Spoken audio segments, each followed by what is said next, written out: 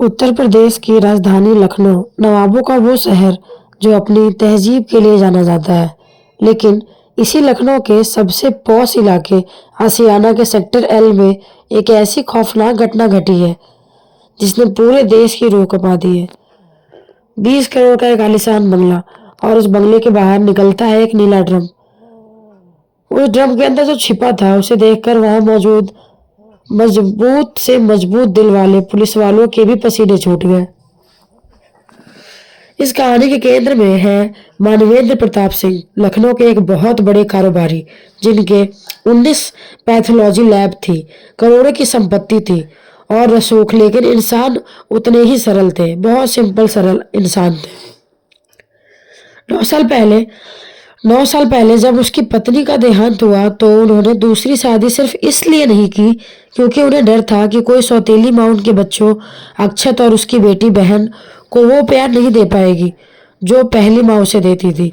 उन्होंने अपनी पूरी जवानी अपने बच्चों पर निछावर कर दी, लेकिन उन्हें क्या पता था कि जिस बेटे को वो मेघनाथ जैसे आज्ञाकारी समझते थे वही उनका काल बनेगा।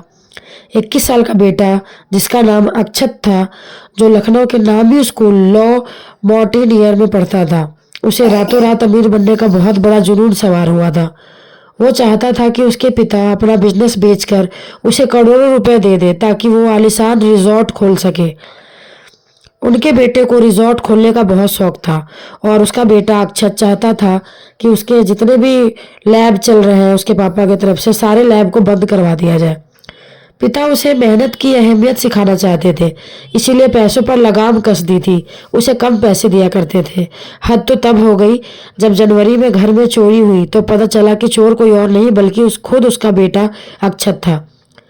पिता ने उसे बहुत डांटा और शायद वही पल था जब इस कलयुगी बेटे ने अपने ही पिता को रास्ते से हटाने का फैसला कर लिया।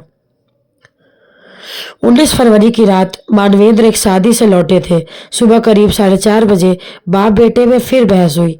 पिता जैसे ही मुड़े, अक्षत ने पीछे से उन पर हमला कर दिया, गन चला दी। गोली सीधा जाके उसके पापा के शरीर में लगी। चीख सुनकर जब 19 साल की छोटी बहन कमरे में आई तो नजारा देखकर सुन रह गई। सामने उसका सगा भाई खड़ा था जिसने खुखार लहजे में कहा, अगर मुंह खोला तो तेरा भी वही हश्र करूंगा जो इनका किया है। डरी सहमी बहन सदमे में चली गई और चुप हो गई। हत्या के बाद अक्षत ने किसी सातिर अपराधी की तरह सबूत मिटाए। उसने पिता की लाश को ठिकाने लगाने के लिए उसे उसके छोटे छोटे हिस्सों में बांटा और शहर के दूर दराज इलाकों में फेंक आया। बाकी बची हुई जो चीजें थी, शरीर का जो अंग था, उसे नीले रंग के एक ड्रम में भरकर ग्राउंड फ्लोर में एक खाली कमरे में छिपा के उसमें ताला लगा दिया। हैरानी की बात देखिए, अगले दिन वो खुद थाने गया और पिता की गुमशुदगी की रिपोर्ट लिखवाई। व्हाट्सएप ग्रुप बनाया, दोस्तों के साथ मिलकर पिता को ढूंढने का ढोंग किया। लेकिन पाप का घड़ा तो दोस्तों एक दिन भरता ही है। पुलिस को सीसीटीवी फुटेज में दिखा कि मानवेंद्र घर से बाहर निकले ही नहीं, लेकिन अक्षत की गाड़ी बार बार बाहर जा रही थी। पुलिस ने जब अक्षत की लोकेशन चेक की तो वो उसी जगह मिली जहाँ पिता का फोन बंद हुआ था। जब पुलिस ने सख्ती से पूछताछ की तो अक्षत टूट गया और उसने वह सच उगला जिसे सुनकर पुलिस वाले भी सुन रह गए। उसी 20 करोड़ के बंगले में वो नीला ड्रम बरामद हुआ जिसमें एक पिता को प्यार का कत्ल छिपा था। दोस्तों, ये घटना हमें सोचने पर मजबूर करती है कि आज की पीढ़ी किस दिशा में जा रही है। क्या रातों रात अमीर बनने की हवस रिश्तों से बड़ी हो गई है?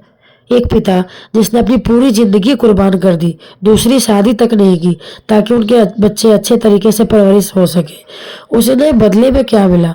इस कलयुगी बेटे को क्या सजा मिलनी चाहिए? अपनी राय कमेंट बॉक्स में जरूर बताएं और ऐसे ही खबरों के लिए हमारे चैनल को फॉलो करें।